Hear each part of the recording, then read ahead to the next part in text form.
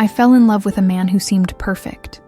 He made me smile, complimented me, told me I was the woman of his life, until he started disappearing, lying, making me doubt myself. When I found out he was cheating on me, I expected him to apologize. But he didn't just cheat on me, he made me apologize. This is my story. A story of manipulation, silent pain, emotional blackmail and obsession. I fought against fear, against guilt, against the voice that said that maybe it was my fault. But today I know, love shouldn't hurt so much. If you've ever experienced something like this, if you've ever had to hold back your tears just to keep someone close, you'll understand every word I say here. Watch until the end and share with someone who needs to wake up from this nightmare disguised as love. I always thought I was strong, independent, determined, one of those women who can see lies from miles away. They always told me I was too smart to be fooled, and maybe that was my mistake, believing that pain and intelligence couldn't coexist. When I met Andre, it was cold. A typical Curitiba winter, with low skies, light drizzle, and the kind of wind that gets inside your coat and digs into your bones. I was leaving work, late for the subway, when I stumbled upon his gaze. He helped me with the papers that had blown away in the wind, and laughed in a way that seemed to melt the mood. He had that confident charm, not over the top, but calculated enough to seem natural. I apologized for the stumble, and he replied, "I guess tripping over me was fate trying to give you a push." Ridiculous? Yes. But at the time, I laughed. And I kept laughing for the next few weeks. Before I knew it, he had my number, my time, my laughter, my routine. Everything. The beginning was impeccable. Flowers at work, surprise coffees, messages in the early hours of the morning saying he couldn't wait to see me again. He seemed in love with every detail of me. The way I tied my hair, the way I adjusted the sleeve of my shirt before saying something serious. He said he had never met anyone like me. And I, so hungry to be loved, to be truly seen, surrendered myself like someone who believes that this time, it will be different, that it won't hurt in the end. For the first 3 months, he made it clear, "You are the woman of my life." I would laugh and say, "You don't even know half of my flaws yet." And he would always say, "Even if I knew them all, I would choose you." That's what he did. He chose words that created foundations. Even though he knew he would never build anything there, he would just leave me trapped. The signs started. Small, silent, almost imperceptible. He would stop responding to messages for hours, then say he had fallen asleep. He started going out with friends, and would forget to tell me. One time, I saw a like on a photo of a woman who was clearly more than just a coworker. When I asked him, he smiled, put his hand on my face and said, "Are you insecure, honey? This doesn't suit you." And I, embarrassed for feeling jealous, apologized. Yes, I apologized. That was the first time. I started to question myself. If I was being neurotic. If maybe I was demanding too much. He said he needed space, that I was suffocating him. But he was the one who would come to my house unannounced, go through my phone, ask where I was every hour of the day. The difference was that he did it with a smile. He called me my controlling little love, as if it were a joke. But when I asked him questions, he shut down. He called me crazy, insecure, and worse. He made it seem like I was the problem, and I started to believe. Little by little, I began to fade away. I stopped going out with my friends because he said they didn't like him. I stopped wearing certain clothes because he said they drew unnecessary attention. I stopped painting my nails red because he said it was vulgar. Every week, some part of me was silenced, and I let it. Because every time I gave in, he smiled. He complimented me. He made me feel loved again, just for a few days. And it was on those days that I clung to the illusion that that man still existed inside. That maybe, if I did everything right, he would be the same again. Until the day came when everything I tried to ignore swallowed me up all at once. It was a Thursday. I had left work early to make a surprise dinner. He had said he was overwhelmed, that he missed me, that he wanted some time alone.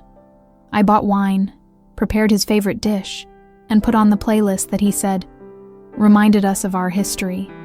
But he never arrived. I waited until midnight. I called 3 times. No answer. I texted. I viewed. No answer. The food was getting cold. The wine was untouched. The stereo still playing that soft jazz that now only made my stomach turn. I slept with my face turned to his side of the bed, waiting. The next day, he showed up. His eyes were tired. His hair was messy. His clothes were disheveled. He said he had fallen asleep in the car, that he had an emotional breakdown, and that he hadn't told me because he didn't want me to worry. I cried. I hugged him. I told him it was okay, that I just wanted him to be okay. And he was silent for a few seconds. Then he smiled, that same smile from the first day, and he whispered in my ear, "I knew you would understand. That's why I love you. You're different from the others." At that moment, without realizing it, I thanked him.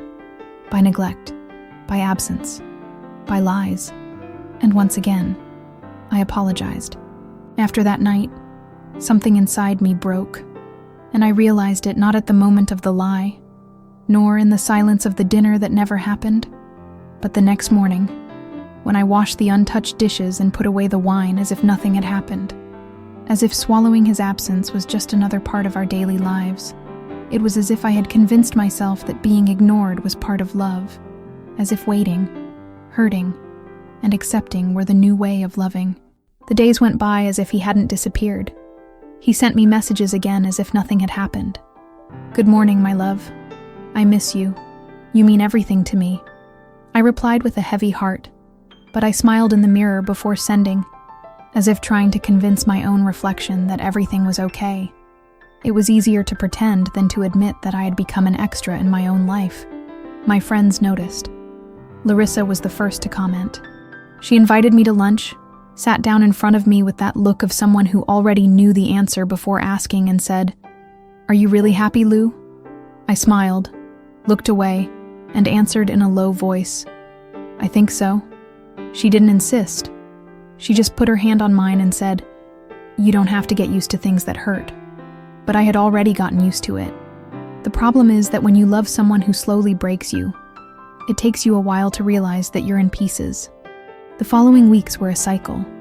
He would disappear, come back, cry, blame stress, childhood traumas, past relationships, work, traffic, anything. I always listened. I always tried to understand. I always offered support. And when I finally found the courage to confront him, he would retaliate with sharp, cold, cutting words.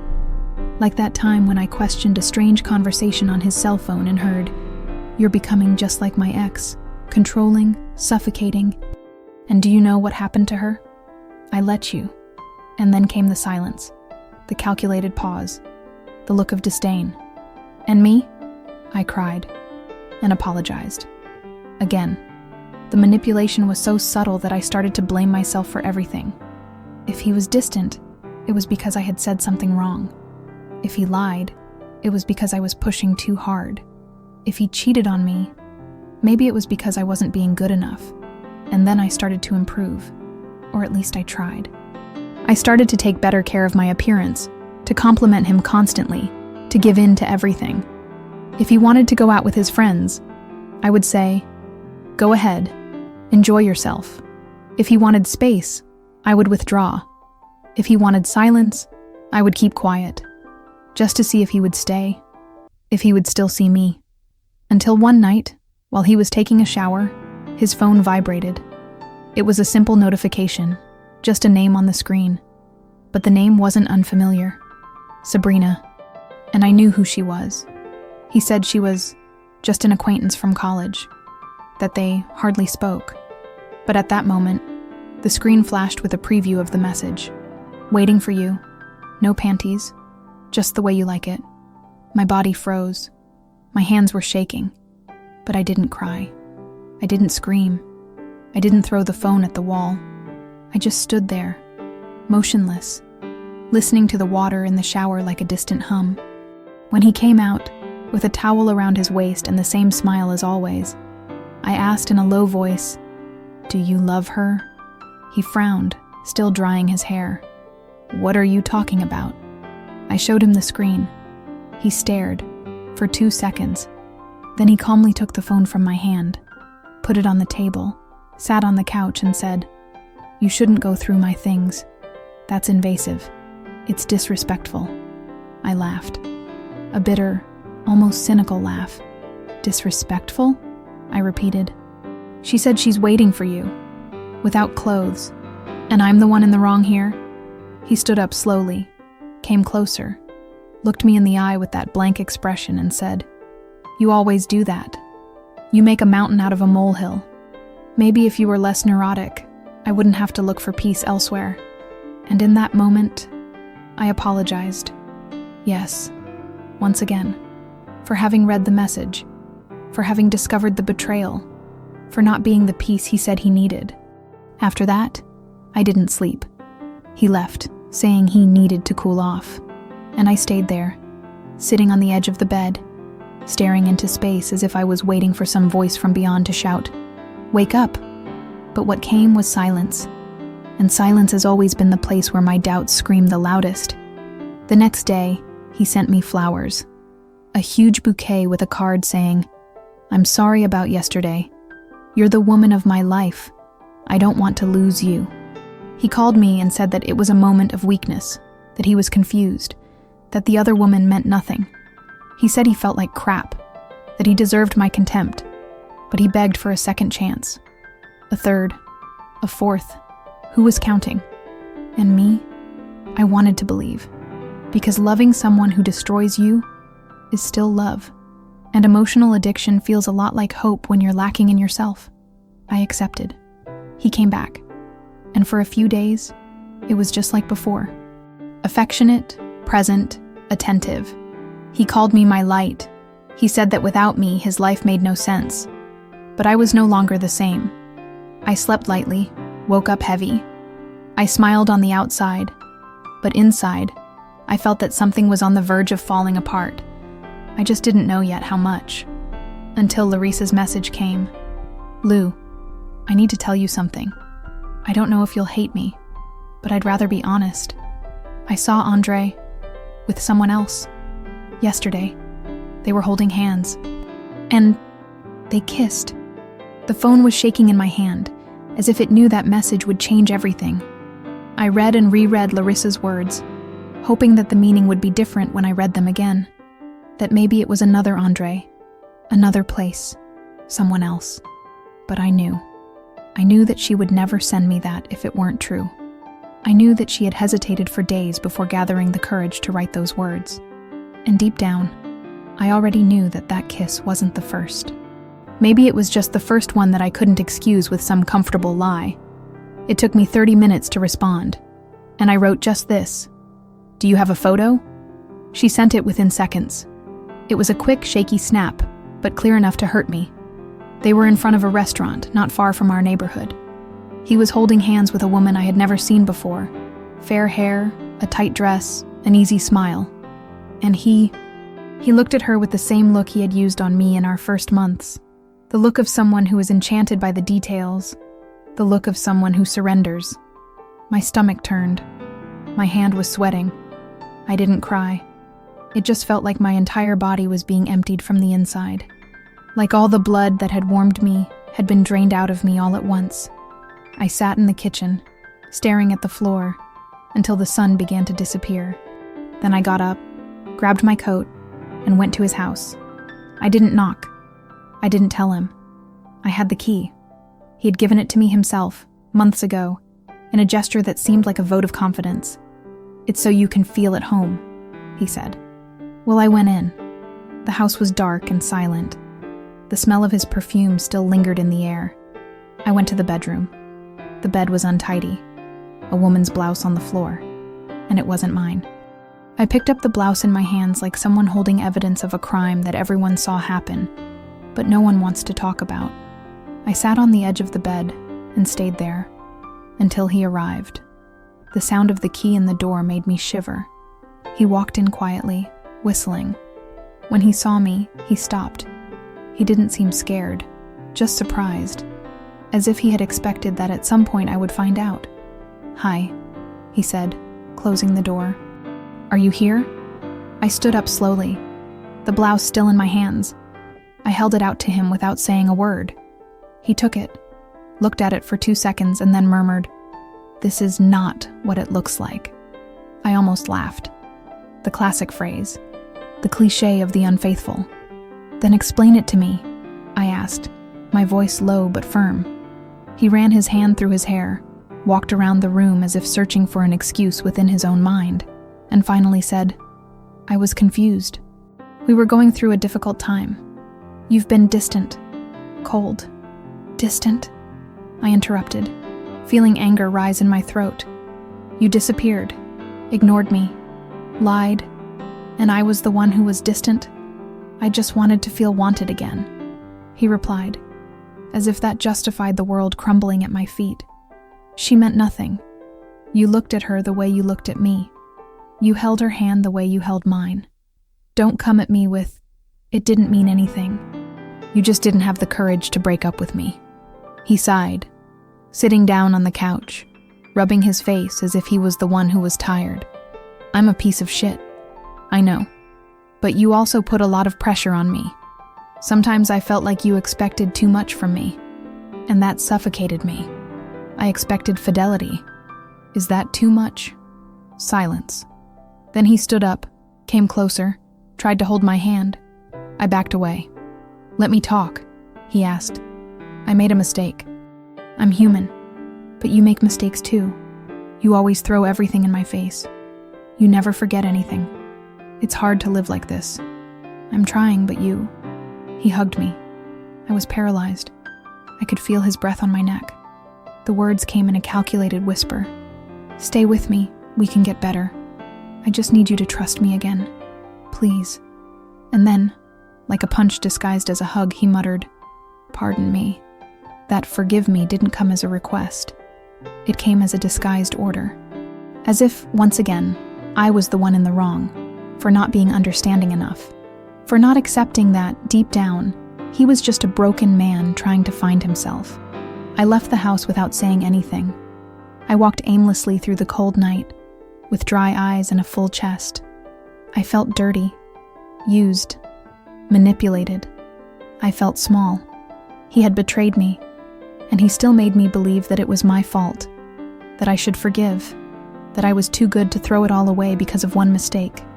I returned home certain that I didn't want that anymore, that I needed to break up, that the pain of loneliness would be less than the pain of continuing to lose myself in the name of a love that didn't recognize me. But what I didn't know was that he wouldn't let me, because people like him don't lose control that easily. I wish it had ended there. That moment, that silent escape from his house, had been the final point. But it wasn't. Because people like Andre don't leave your life when you decide. They leave when they want to. And he didn't want to. And I still didn't know how far he was capable of going to maintain the image of perfection he built around the two of us. The next day, he showed up at my work door with flowers in his hands and teary eyes. I saw him through the window before I even got to the reception. My heart froze. Not because of longing, but because of fear. Fear of giving in again. Fear of hearing yet another well-told version of the truth that he always distorted. He called me aside. He spoke softly, with a choked voice, almost whispering, "Lou, I didn't sleep. I didn't eat. I'm in pieces. I was an idiot. But listen to me, please. I love you." I remained motionless. I looked at him as one would look at a stranger who wears the same skin as someone they once loved. He continued, "I made an appointment for therapy. I called my mom yesterday. I told her I need help, that I'm about to lose the best person who's ever come into my life. I don't want that, Lou. I want you." And then he got down on one knee, in the middle of the building's lobby, with dozens of eyes on us, and he took a small box with a simple ring out of his pocket. "I'm not asking you to marry me right now. I'm asking you to give me a chance to do everything right. Let me prove that I can do it." People applauded. Some smiled. Others filmed. And I was in the center of a theater where everyone saw romance, but no one saw behind the scenes. No one saw my sleepless nights, my soaked face, my body shaking after the fights, my silence swallowed like poison. Everyone only saw the beautiful scene, the lucky woman, the repentant man, the happy ending. I pretended to smile. I took the ring. I didn't accept it, but I took it. I said I needed to think about it, and I left. He stayed there, kneeling, crying, and inside, I cried too. But not for him, for myself, for not being able to just turn away, for still feeling sorry, for still loving, even though I was hurt. That night, I received more than 20 messages from him. Long, emotional, full of promises. He said he was going to change, that he had deleted the other girl's contact, that he wanted to take me on a trip, that he was going to talk to his parents about me, officially, that he was serious, that he was ready, but something in me no longer bowed like before. I read each message in silence, and I didn't respond. Not yes, not no, nothing. In the following days, he started hanging around my spaces. He would show up in front of my building. He would leave flowers at the door. He would call my friends asking where I was. He would create fake profiles to see if I was going out with anyone. And whenever I confronted him, he would say, "It's love, true love. I'm just fighting for us." But love does not invade. Love does not watch. Love does not threaten.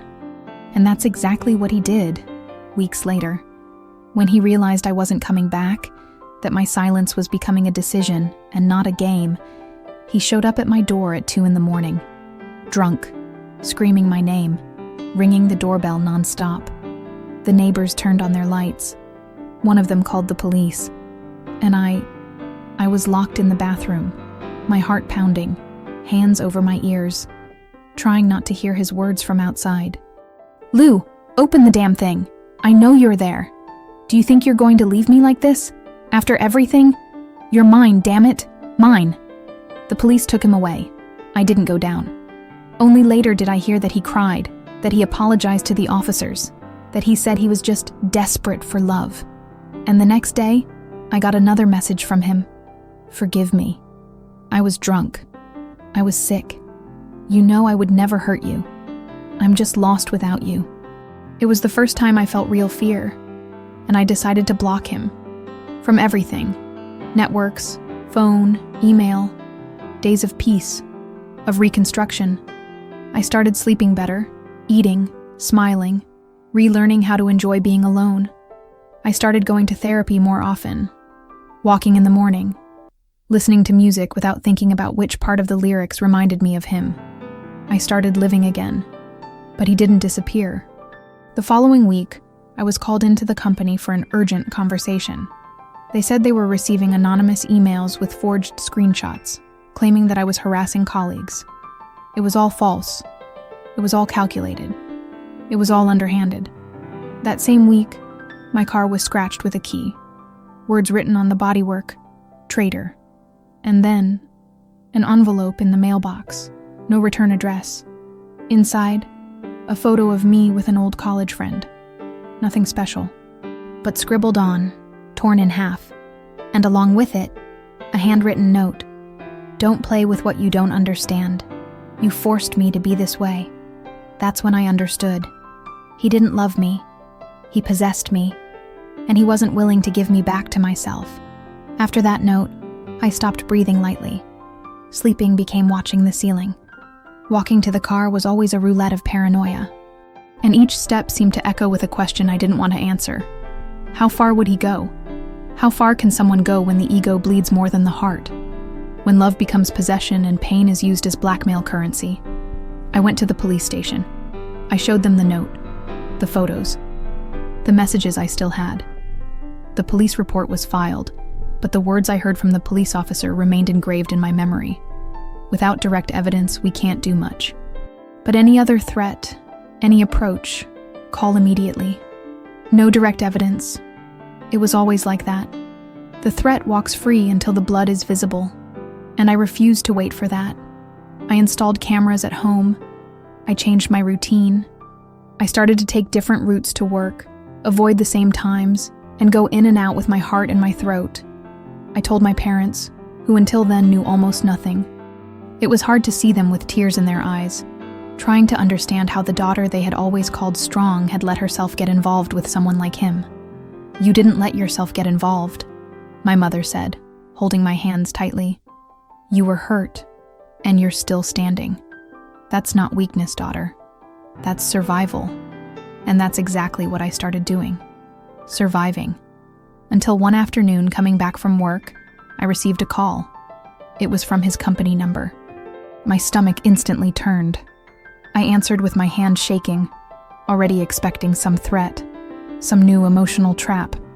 But it was the secretary. Her voice sounded restrained, almost embarrassed.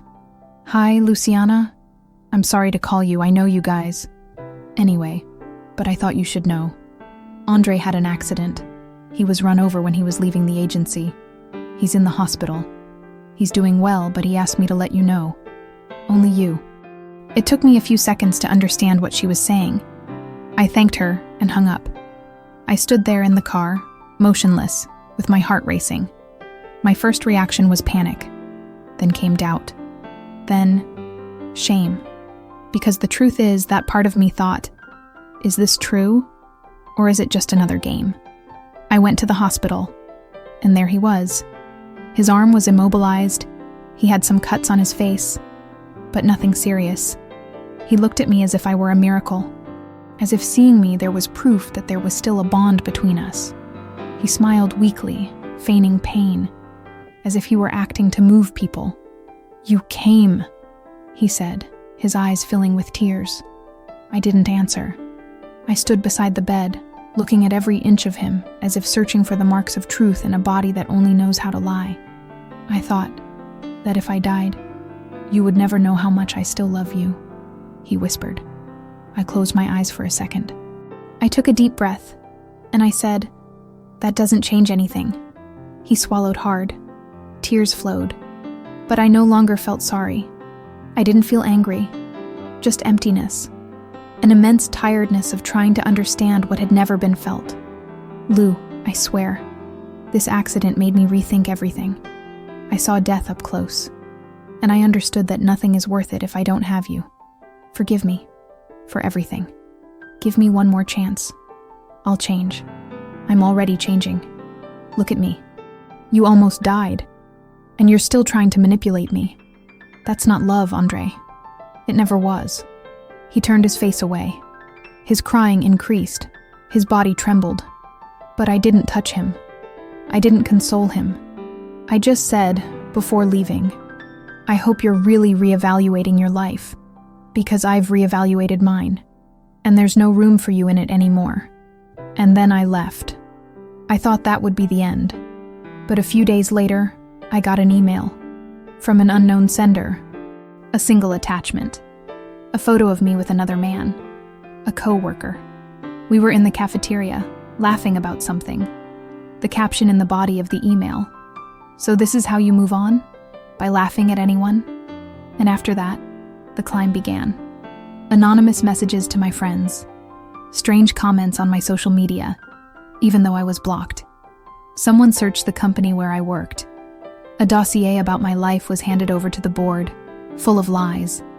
It said that I used my position to seduce colleagues, that I was emotionally unstable, that I had already been accused of harassment, and all of this without any signature. But I knew, and even with all my attempts, I couldn't prove anything. That's when I understood. He didn't want to win me back. He wanted to destroy me, because if I wasn't his, I couldn't be anyone else's.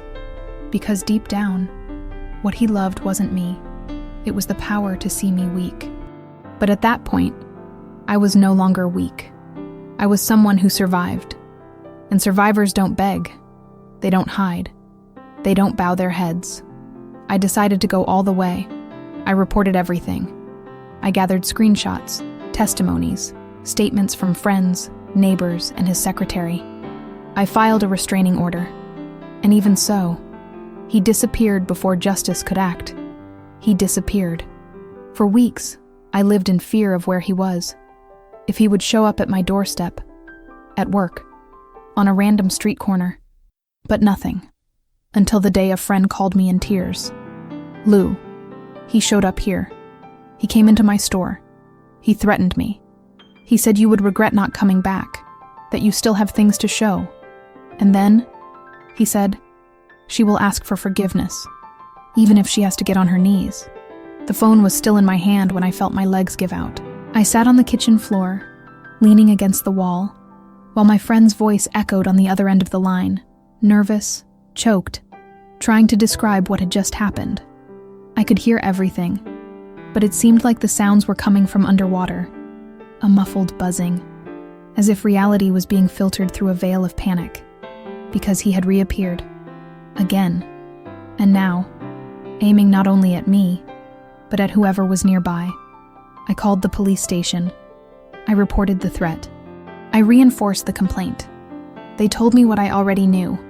He was violating a court order, but they still couldn't take preventive action unless there was a flagrant offense. Flagrant. An ironic word. As if I had to wait for the moment when he had his hands around my neck to call for help. My nights became a night of vigilance. I locked all the doors.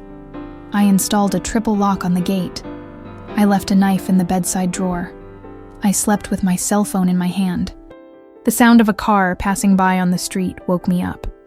A cracking sound on the roof made me wake up with my heart hammering in my chest. Therapy told me that I needed to regain control of my life, that he was emotionally hijacking me even from a distance, that every gesture I made still revolved around his shadow. And it was true. He was in everything. In my silences, in my pauses, in the stiffness of my shoulders, in my insomnia. He now lived inside my fear. One day I came home and found an envelope taped to the door. No return address. Inside was a white card with just one sentence in capital letters. I tried to be good. Now I will show you who I am. I sat on the floor of the porch and cried for the first time in days. But it wasn't the same crying as before. It wasn't sadness. It was anger. A dry, throbbing anger of someone who's fed up, of someone who's tired of hiding. Because I finally understood that nothing I could do, no absence, no silence, no attempt to appease, would make him stop. He didn't want peace. He wanted dominion. I went back to the police station, this time with everything.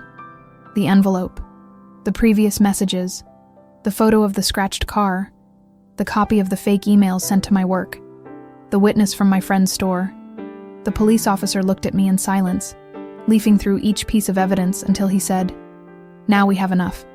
You are not alone anymore, Luciana. We will find him, and we will stop him from going any further." But the problem is that he had already gone further. He had already invaded my body, my peace, my laughter. He turned me into someone who looks over his shoulder in every parking lot, who feels guilty for trusting, who needs to relearn how to walk down the street like someone who doesn't owe apologies for living. 2 days later, the cell phone rang. Unknown number. I almost didn't answer it, but I did. It was his mother. The voice was weak, hesitant, but strangely calm. "Luciana, it's me, Vera. I'm sorry to bother you. I know everything. I saw what my son has been doing. I found things in his house. Letters, photos, recordings. He's obsessed, and you're in real danger. I've tried to convince him to seek help, but he refuses. He talks about you as if you were an unpaid debt, as if he's still waiting for me to apologize. He's not the same anymore. He won't accept the end, and I'm afraid of what he might do." The silence between us seemed to last forever. I couldn't speak. I could only breathe with difficulty, as if at any moment someone would knock on my door. "Do you know where he is now?" I asked finally. "No. He disappeared 2 days ago.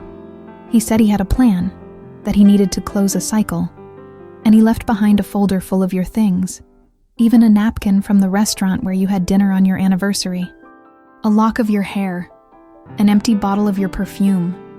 I felt my body freeze. It wasn't just an obsession. It was a ritual. It was a personal cult to my existence, as if he were collecting pieces of me to keep a distorted version of our history alive, as if loving me meant also possessing me, even in my leftovers. Vera ended the call by apologizing for her son. She said she would do everything she could to help him if he came back, and she begged me, "Take care of yourself. If you can, go somewhere else. Don't be alone." That night, I didn't sleep at home. I went to a hotel. I didn't tell anyone except a trusted friend. I woke up scared several times. I checked the lock on the door 12 times. I avoided opening the curtains. And yet, I had the constant feeling that I was being watched. The kind of fear that doesn't need proof, that lives in instinct. The next morning, I returned to my apartment with a friend. The door was intact. Nothing seemed to have been disturbed. But when I walked in, I noticed the detail. In my room, on top of my pillow, there was an envelope. Inside, there was only one sheet, handwritten. "I warned you that this wouldn't end until you asked me for forgiveness. And now, you'll understand what it's like to truly lose everything." The note on the pillow seemed to pulse, as if each letter vibrated in the air, telling me that he had been there, inside my house, in my room, breathing the same air that I breathe, going through my things while I fled, believing I was safe. Safety, by the way, was a word that was no longer part of my reality. That white sheet, folded with precision, written with the calm of monsters who are in no hurry, showed me that he didn't need to scream to hurt. He didn't need to touch me to destroy. I didn't scream. I didn't cry. I froze. My friend, who was next to me, realized something was wrong before she even read the contents. She took the paper, read it silently, and then just shook her head. She didn't say anything, because there was nothing else to say.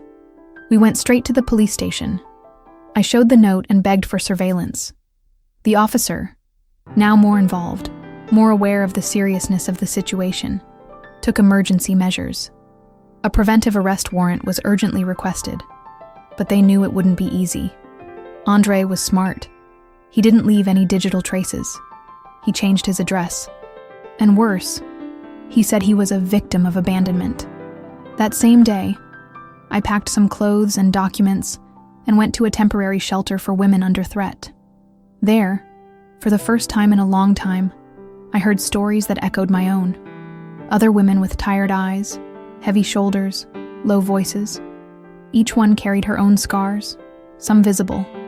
Others, like mine, invisible, but no less painful. It was in that place that I began to breathe again, even behind high walls and locked doors. Because there, no one called me an exaggeration. No one asked me to understand his side. There, my fear was validated, and my pain shared. But even in the shelter, it still haunted me, like a virus that survives even after the body reacts. It arrived by message, again, even with everything blocked. Another number, another sentence. "You can hide, but you will still thank me for all of this. In the end, you will understand that only I truly loved you." That was it. He really believed it. That what he was doing was love.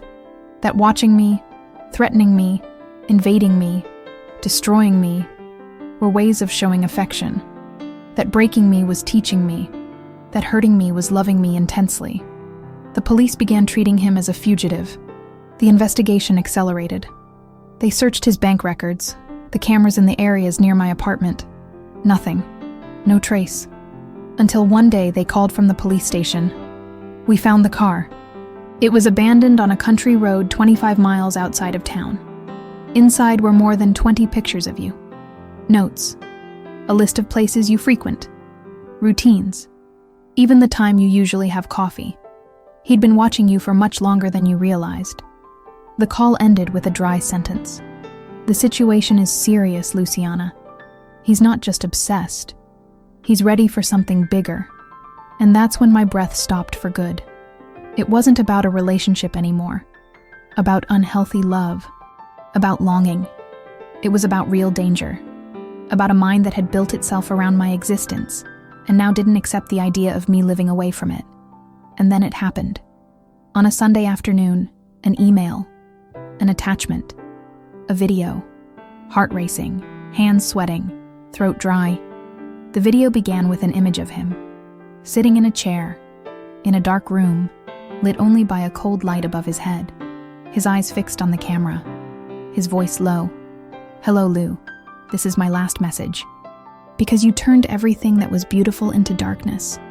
Because you preferred to run away rather than heal with me. But it's okay. I understand. And now, you will understand too. You will understand what it is to lose. You will understand that when someone truly loves you, they will go to the end to prove it to you. Until the end." The camera panned slowly, and for a moment, my world went dark. There, in the background of the picture, was my dog, trapped, scared, panting. He had taken my dog, the only thing that accompanied me for the last 4 years, the only presence that kept me company during the longest nights, the only one that never judged me, never demanded anything from me, never hurt me. My soul screamed. I wanted to break the monitor. I wanted to scream until I vomited air, but all I could do was fall to my knees and sob. The video continued. "She's fine. For now. But it's up to you. I left an address at the end of this video. Only you can go. No police, no friends, no drama. You will come. You will listen to me. You will look me in the eye and say what needs to be said. You will apologize. And you will end this properly." The screen went blank. The email had an attachment, an address, a warehouse, far from the city. No neighbors, no cameras. I knew it was a trap. I knew it was insane. But I knew above all that he was capable of anything. And if I didn't go, she would pay the price. At that moment, I understood that it was no longer about me. It was about what he could still destroy to reach me. And I couldn't let anyone else pay this bill. The address in the video was etched in my mind like a stamp. The street name, the number, the image of the old, uninhabited warehouse with its boarded-up windows and peeling paint. Everything about it smelled like a trap. The perfect trap. A place where you can't hear screams, where there are no witnesses, where no one arrives by mistake. That night, time stood still. I didn't eat. I didn't sleep. I didn't cry. I just sat there, looking at my email, with my head resting against the wall and my body paralyzed by the cruelest doubt. To go or not to go. Because it wasn't about me. It was about her. About my dog. About the only life that still connected me to what was left of lightness inside me. I knew the police would never let me go. But she also knew that alerting them might mean never seeing her again. He had cleverly hidden himself this far. If he had the nerve to break into my home, sabotage my work, threaten my friends, then taking her was just another line he had crossed. I made the decision on impulse, or maybe instinct. I left a letter with everything: screenshots, videos, tickets, location, plans. I told only one person. He said, "If I'm not back by 9 p.m., give this to the police. Everything. It's up to me now." I got in the car and went. The road seemed darker than it had any other day. The streetlights were thinning. The air felt thicker. Each turn forced me to take a deep breath, as if I could stifle the anxiety before it overwhelmed me. When I got close to the warehouse, I parked the car safely away. I walked the rest of the way. The place was exactly as I had imagined. Absolute silence, rusty doors, a strange smell of mold and gasoline. I walked to the entrance. The doorknob was unlocked. I pushed it slowly. The wood creaked, and inside, only darkness. The first thing I saw was her, my dog, tied up in a corner, her eyes frightened, but alive. As soon as she saw me, she tried to get up.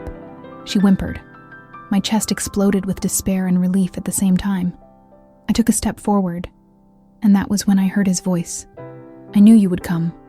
He was in the shadows, sitting, his elbows resting on his knees, his eyes fixed on me, thin, deep circles under his eyes, disheveled hair, but still with that same look, the look of someone who believes he is right, even when faced with the abyss itself.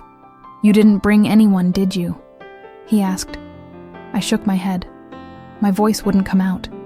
I wanted to scream, run, hug my dog and get out of there.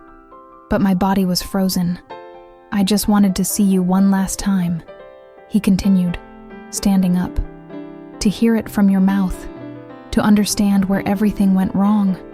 Because I gave you everything, Lou. Everything. And you turned your back, like I was a mistake. Because it was, I finally managed to say. It was all a mistake. You, me, this sick idea of love you created. He laughed, a sad laugh, out of control. He began to walk around the shed as if he were going over old thoughts. You turned me into this, he said. You made me believe I could be loved. And then you ripped that away from me. And now you want to call me a monster? You are a monster. Not because you loved too much, but because you never knew how to love. Because you confused control with affection. Because you treated my freedom as an affront. Because you hurt everything I was, and still expected me to say, thank you. He stopped. He stared at me for a second. Then he took a deep breath. I just wanted you to apologize. Once. To say, Andre, I'm sorry. That's all. And why? I asked. For surviving? For escaping you? For staying alive after you tried to erase me? Silence. Then he approached my dog. He crouched down. He ran his hand over her. And he said, I wasn't going to hurt her. I just wanted to make sure you came. You know that. You kidnapped a living being, Andre. You stalked me. You terrorized me. You exposed me. That is not love. That is torture. He was silent for several long seconds. Then he walked over to a box in the corner of the room. He picked up a key. He went over to my dog and untied her restraints. She ran over to me and cowered at my feet. She looked at me as if to say, let's go. All right, he said. You're free. Go away. But first, he took an envelope out of his pocket and held it out to me. Here's everything. Evidence, messages, records. Hand it over to me. Report me. I'm really going to disappear. I just wanted for you to look me in the eyes one last time. I took the envelope. His fingers trembled. His eyes were red. There was no redemption there, only ruins. I said nothing more. I turned. I left. Outside, my friend was already with the police. Everything was timed. They arrested him without resistance, as if he already knew. As if he had come there just to be captured for the last time. After that, there were months of reconstruction, trials, definitive measures. He was diagnosed with serious disorders, taken to trial, and convicted of stalking, kidnapping, and psychological violence. Today, he is hospitalized in a closed regime. My life is back? No. Never come back. But I started living again. I learned that love never comes in the form of pain. That no one deserves to have to apologize for having survived an abusive relationship. That the fault is not with the one who runs away. It is with the one who holds on. My dog sleeps peacefully now. Me too. Not every day, but almost. And if you are reading this and recognize yourself in any part, don't wait any longer. Don't ask for forgiveness for feeling, because true love never requires you to kneel. Leave a like if you've ever seen someone ask for forgiveness for someone else's mistake.